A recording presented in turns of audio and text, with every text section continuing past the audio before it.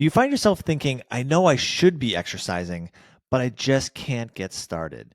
Maybe it's that anxiety related to going to the gym. Maybe it's fear of injury. Maybe you have an injury that you're just afraid to, how to work around that. Or maybe it just feels like that's one more thing to do that you just don't have time. Your day's already overwhelmed. If this sounds familiar, today's episode is for you. We're going to break down exactly why building strength after 40 years of age is essential and it's a game changer. And even more importantly, I want to talk about exactly how to get started.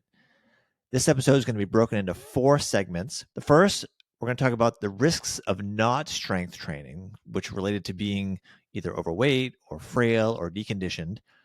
Segment 2, I want to talk about the common challenges with starting something new like exercise. Segment 3, I want to talk about how our bodies change, unfortunately, after the age of 40 and why exercise is crucial. And the fourth segment, really the take home message here is I'm going to give you practical tips. I got 6 practical tips for those who understand the need to exercise but just can't get going.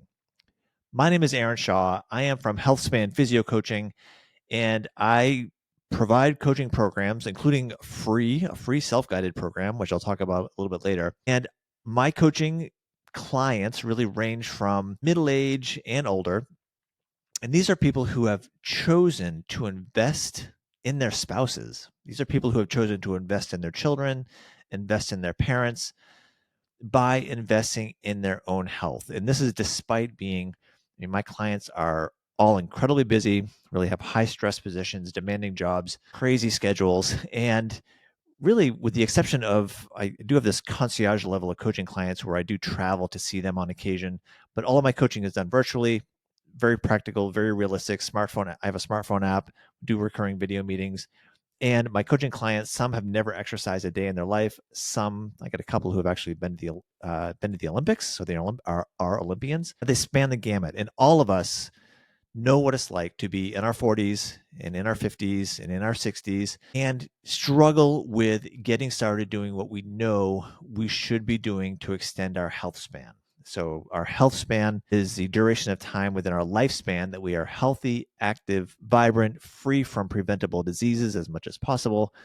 And the foundation, the pillars, if you will, of health span include exercise, nutrition, sleep, emotional well-being, and preventative care. These are the things I talk about in this podcast and with my coaching clients. And today we are going to really lean into why strength training is essential for those of us that are over 40. And for some of us, 40 years old was, a decade or more ago. But really, when I'm talking about strength training, resistance training, I'm not talking about bodybuilding and putting on a ton of size and being muscle bound or any of that nonsense. I'm talking about a very practical 3 days a week investing in yourself. 3 days a week of 30 to 40 minutes where you do some resistance training. And this is lifting things and pushing things and pulling things that are challenging. It's a challenging resistance with these physical activities. An analogy would be sensation when you lift and your luggage into an overhead bin on an airplane. And, if you're like me, and that may be something that's pretty heavy and it takes a little extra oomph to do that, like that, that second or two of effort is resistance. And if you can picture that, envision that sensation that you've probably had before, if you do that type of effortful thing, 30 to 40 minutes, 3 days a week, you're doing resistance training and you're going to get all the benefits of that. But you do have to start before it's too late. And, on the one hand, I want to say, it's never too late. And it's true that, you can always have the gains, the benefits of strength training. But sadly, there are moments in people's lives where it is too late. And we don't want it to be too late. So please, if you are 40 years old, please start resistance training now. If you're 50, start now. If you're 60, start now. 70, 80 years old, please start now. The pain of regret is going to be far more painful than, tweaking your schedule, the pain of focusing your attention for, 90 minutes a week, the pain of asking for help, the pain of, whatever aches and pains it takes to, create a habit of resistance training, create a routine that is sustainable, is something that pain is minor compared to the pain of not doing it. There are very real consequences to your health, to your health span, to your lifespan by not doing that. I mean, think about imagine a smoker in their 60s and 70s who is struggling to breathe, struggling with daily activities. They're coughing, they have COPD. Do you think they have regrets about the decision to smoke? Of course they do. And do you think that people in their last decade of life that are weak and frail and deconditioned, they're just being crushed by the effects of heart disease or stroke or diabetes, would they be interested in turning back the clock a few decades to take better care of themselves? Yes, of course they would. They regret not eating better, doing things, physical things, strength training, being more physical and dynamic with their bodies so they can be enjoying latter parts of our life. So, an investment in your strength now will earn you a longer, more vibrant life. But you have to take the time to invest in yourself to earn that. Let's jump into section 1 here. The risks of not strength training and being overweight or frail or deconditioned. This is just a few little quick science points here. It is far beyond, I think, what some people get hung up on maybe is like the aesthetics of somebody who's has a certain figure or is on the beach where they're not wearing many clothes, like that idea.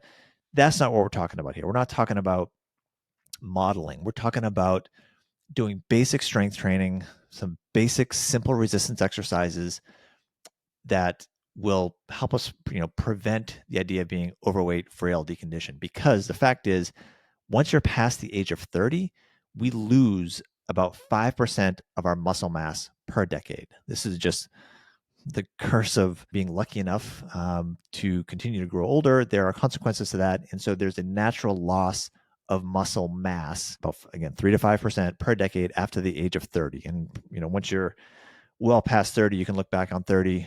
I mean, I don't know what I was doing when I was 30, but it seems like an awfully long time ago. And so the thought of like losing muscle consistently since that time is a real bummer, but it's the reality. That's just kind of the way our physiology works.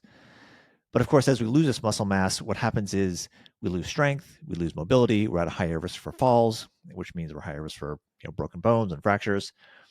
So this is called sarcopenia. So when we lose this muscle mass, we lose all the metabolic, or not all, but we lose a lot of the metabolic benefits of our muscles, which are muscles, like the actual muscle tissue itself, really helps with weight management, it helps with blood sugar management, and really helps prevent chronic diseases and even some cancers just by having muscle.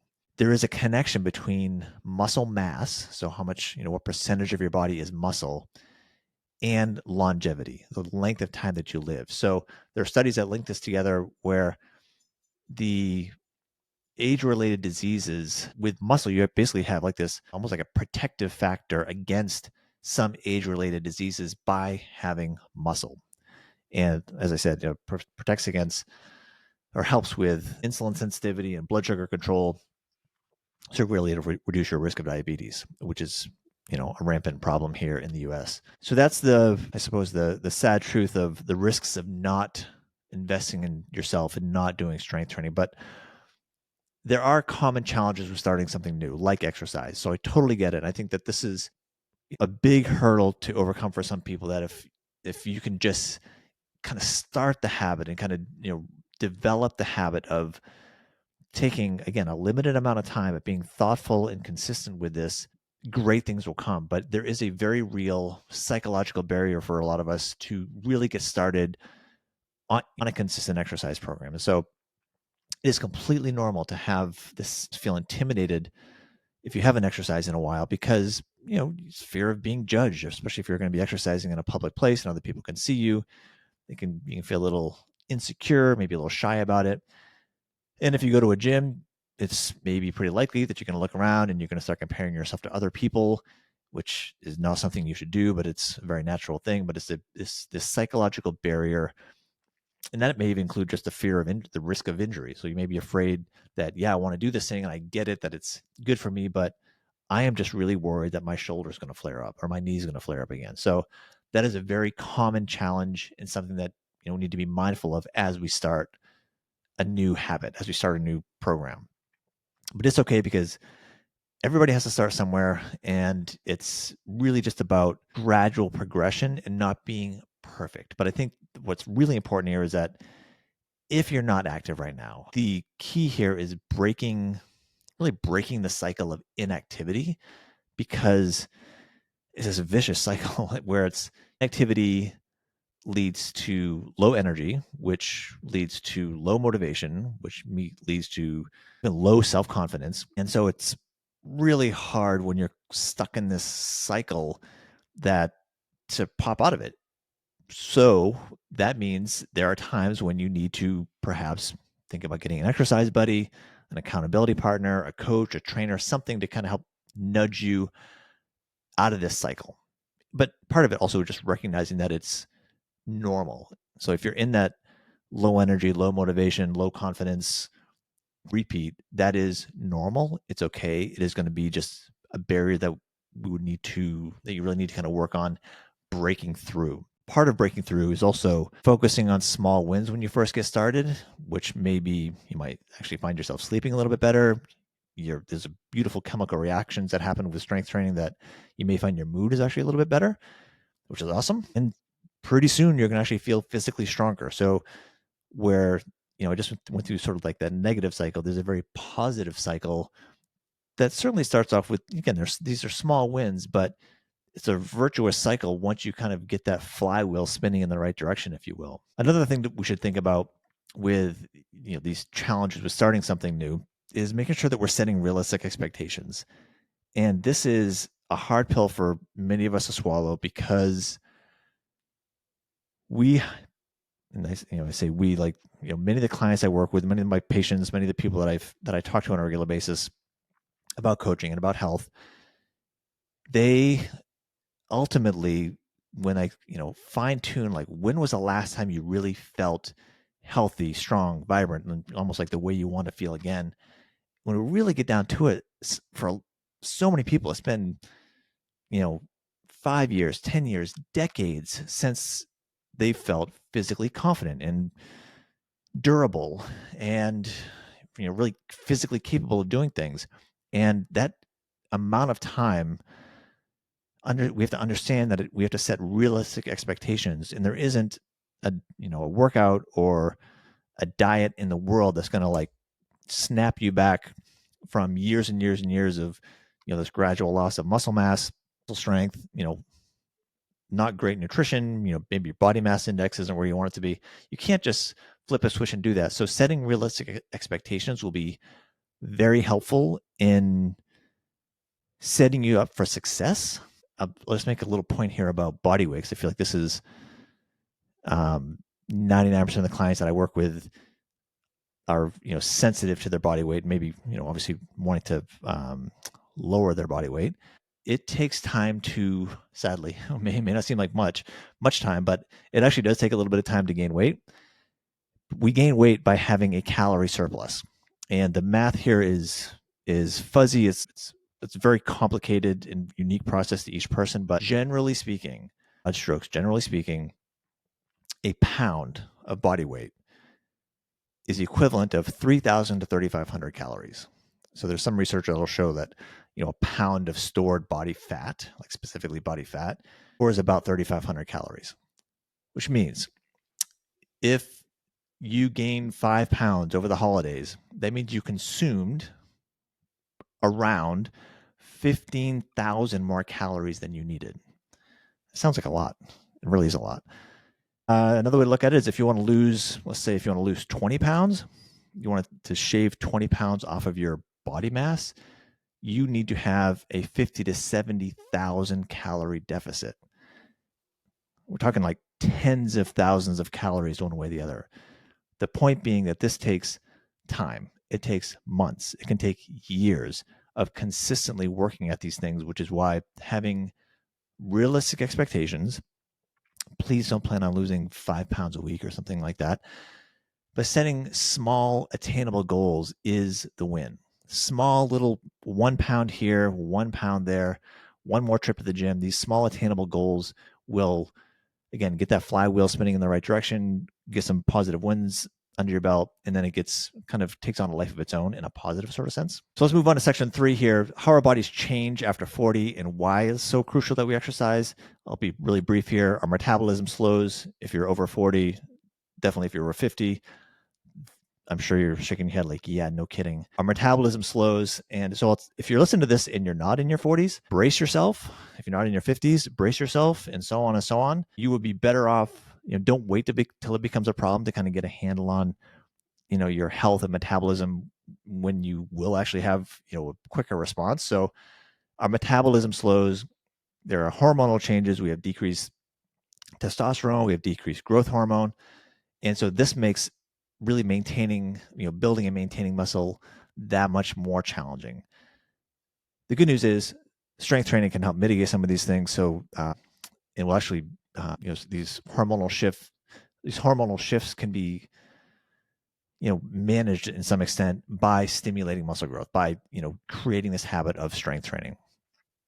And of course, there's the importance of joint health, bone density, and strength training builds muscle, obviously, but also strengthens bones. So you're going to be pushing, pulling, and moving resistance with your muscles or as the motor, but it's your scaffolding, your bones that will be fortified by doing this sort of weight-bearing resistive exercise.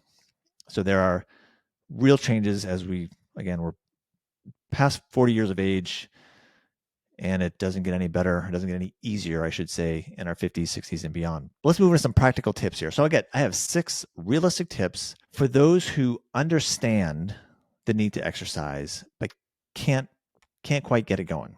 So these are 6 things that are worth investing in, worth thinking about which one of these maybe rings true to you the most, and start applying it.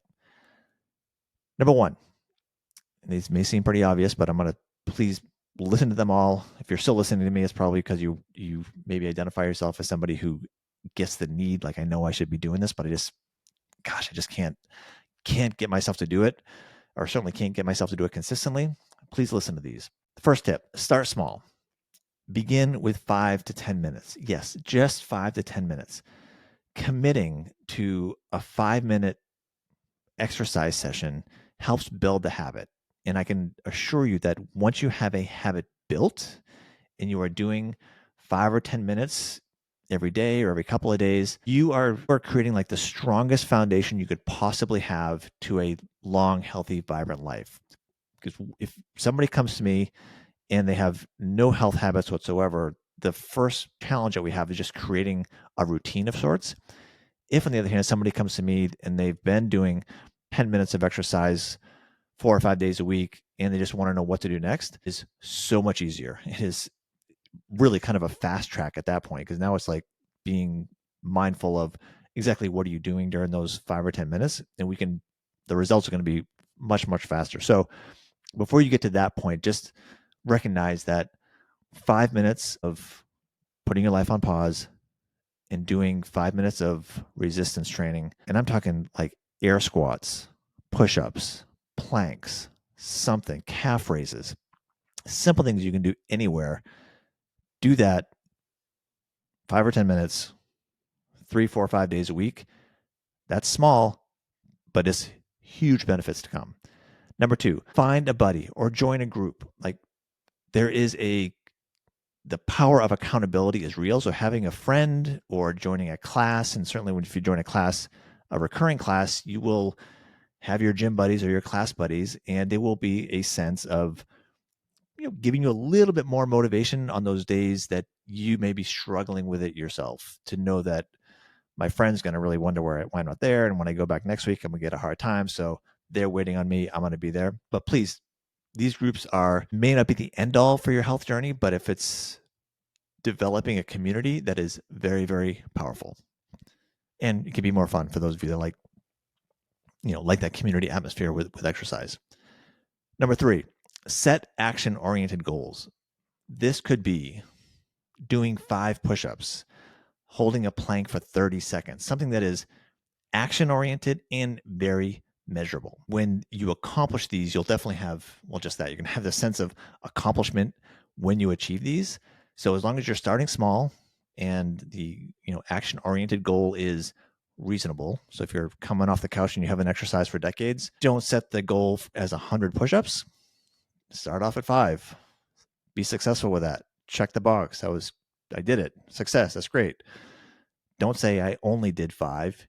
If you do 5, it's 5. If you hold a plank for 30 seconds, it is a win. Just accept the win, be good about it, celebrate it, move the goalpost a little bit. Make it 45 seconds next time. That's great. The fourth thing to do is to link exercise to a daily habit. Let's assume that you brush your teeth a couple of times a day. Please brush your teeth a couple of times a day. When you are brushing your teeth, or the moment before you brush your teeth, do 10 air squats. This means like pretending you're sitting down on a chair, but there's no chair there. You stand back up. Do that 10 times before you start brushing your teeth. Do it 10 times after you're finished brushing your teeth. You're done. You're activating your glutes. You're activating your quad. You're activating your hamstrings. You're activating your nervous system. You're working on your balance. You're burning a few extra calories. You're kicking your metabolism in. And you're not adding anything new because you're brushing your teeth anyhow.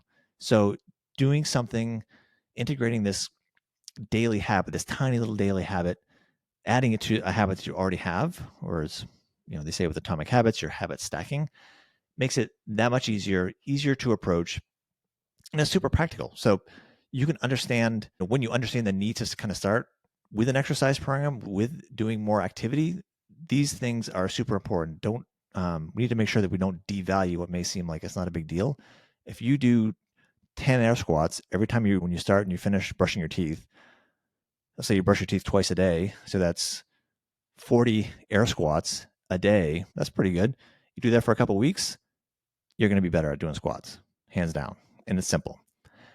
Tip number 5, track your progress in a journal or an app. My clients have a smartphone app that I have, and so it's easy to kind of see the numbers. It's easy to see exercises that have been done, or workouts that have been done or not been done. There's tons of technology out there, tons of free apps. There's wearables that will remind you how many steps you have, and it gives you this both a sense of progress, but also when you have a trend line that's improving because you have so many days in a row of doing an activity, you kind of want to keep that trend line going. So seeing the data from a wearable or a journal, if you want to handwrite a journal, that's totally cool too, is reinforcing. The 6th tip here, to summarize, the 6th tip, for those of you that understand the need to exercise but you can't get it going, I really want to make sure that we are focusing on how it feels, the feel-good benefits of exercise. There's, as I've mentioned a few minutes ago, there are very real, amazing chemical reactions that are feel-good chemicals. So it feels good to engage in physical activity. It's a positive feedback loop to engage in an activity. And of course, it feels so good to be done as well.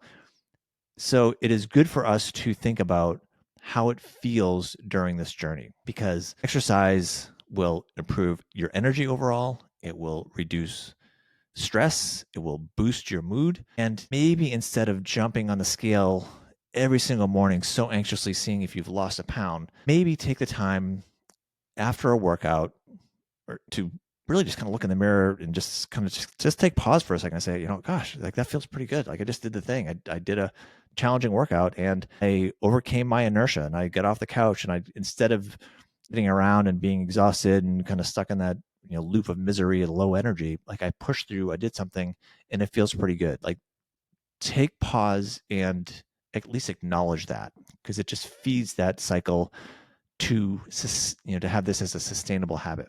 So the one thing I would suggest you do to extend your health span, the one thing you can do if you are 40 years old and older, and you are just struggling to start a routine, a strength training routine, despite completely understanding the benefits of doing it, do this. And that's one thing. I've actually got 2 things for you. One thing you can do is download my free 3-week Kickstarter program. If you're at 0, if you just don't even know where to start, I don't want to talk to anybody, I don't want to pay for anything.